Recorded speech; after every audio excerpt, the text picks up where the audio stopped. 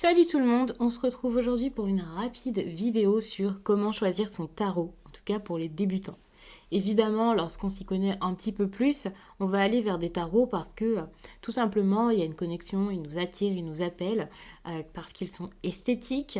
Et puis, pour certains, voilà, il y a ce goût du tarot qui fait que l'on collectionne ce type de cartes. C'est pas forcément mon cas, mais je sais qu'il y a beaucoup de personnes qui ont énormément de tarots et voilà. Par contre, lorsqu'on débute, c'est vrai qu'il y a l'apprentissage des cartes qui peut être assez intéressant. Il faut savoir également que apprendre les cartes, c'est pas spécialement apprendre tous les mots-clés, toutes les significations de la carte, mais également pouvoir, à partir de l'image, raconter beaucoup de choses, voir beaucoup de détails. Et ça, d'ailleurs, j'en parlerai dans une prochaine vidéo.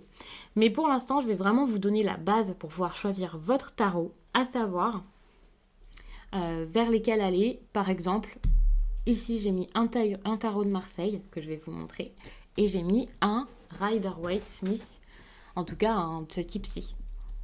Je vais vous montrer les différences. Ici, vous avez un tarot avec pas mal d'illustrations. Vous avez des illustrations sur les arcanes majeures, mais également sur les mineurs, et ça peut vraiment vous aider. Je vais vous montrer du coup le tarot de Marseille. Alors ça va vraiment être une vidéo très rapide parce que je ne vais pas détailler ici, mais vous allez voir la différence avec le tarot de Marseille tout de suite. Alors oui, vous allez avoir des arcanes majeures que je ne vous ai pas spécialement préparées avant, mais je vais vous les montrer. Donc ici par exemple, il y a un arcane majeur, la lune. Ok, on voit ce qu'il y a dessus, ça peut vous aider, mais c'est pas forcément très détaillé en plus sur celui que je vous ai choisi ici. Alors oui, il peut être très beau, très esthétique, il peut donner envie, mais pour apprendre, c'est pas si simple que ça. Ici, vous avez la 2 de bâton. Ici, la 2 de denier. Comme vous le voyez, il n'y a pas d'illustration particulière. Il n'y a juste que ces deniers ici. Et à chaque fois, selon le nombre, il y a autant de deniers que le nombre indiqué sur la carte. Ici, pour les bâtons, il y en a 7, mais vous ne savez absolument pas ce que ça veut dire finalement. Pour les 2 épées, c'est pareil. Ça ne vous aide pas spécialement parce qu'il n'y a pas d'illustration autour et de scènes de vie, de quelque chose que vous connaissez sur lequel vous rattachez pour avoir une histoire. Je vous présenterai peut-être ce tarot un jour, mais pour l'instant, je vais vous parler donc du Rider-Waite-Smith.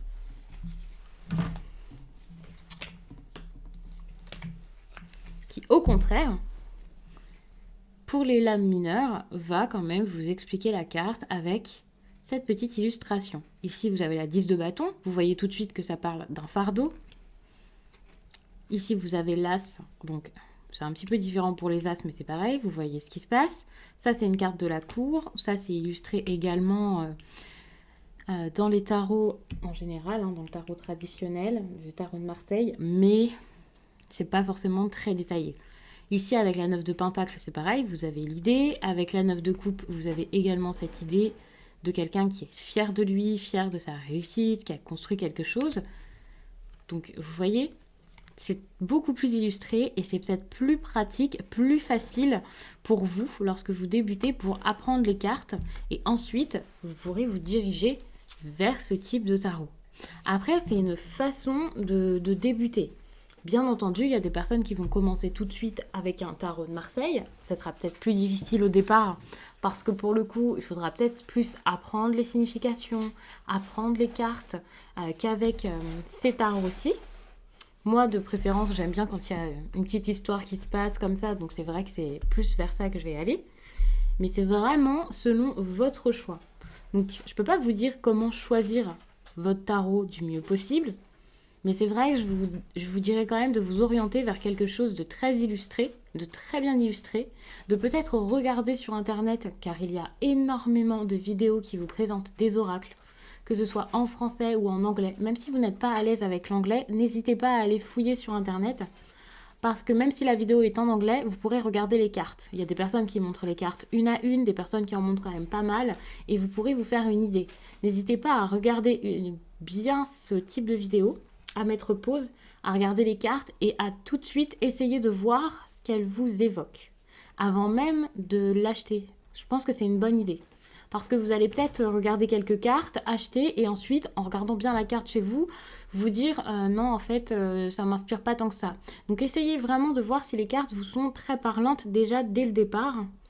Alors je vous dis pas d'y passer des heures sur la vidéo, mais essayez de faire le test pendant un petit instant.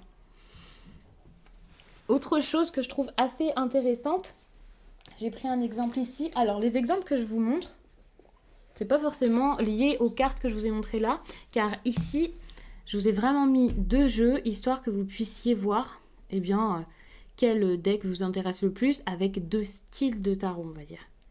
Le tarot de Marseille, comme je vous l'ai dit, et le Rider-Waite.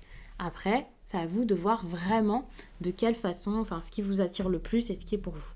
Par contre, même si vous prenez un tarot Rider-Waite-Smith, très bien illustré, voilà, il faut savoir qu'ils ne vont pas tous être pareils, tous présentés pareil, les illustrations ne seront pas exactement les mêmes.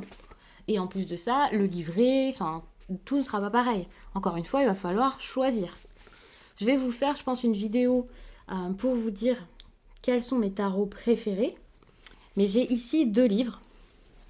Et je vais vous montrer un petit peu la différence. Donc là, on a le livre du tarot de la magie verte, que vous voyez souvent sur ma chaîne. Et ici, celui de la sorcière moderne. La différence, c'est qu'avec la sorcière moderne, bon, il a un petit peu vécu, mais regardez, il y a une page pour une carte.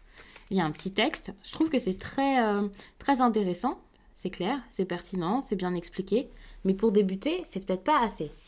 Vraiment pour un début, comme ça, les premiers jours, peut-être que ça peut être suffisant. Surtout que je vous dis beaucoup de regarder les cartes, de pas forcément apprendre les interprétations, de lire tous les livres.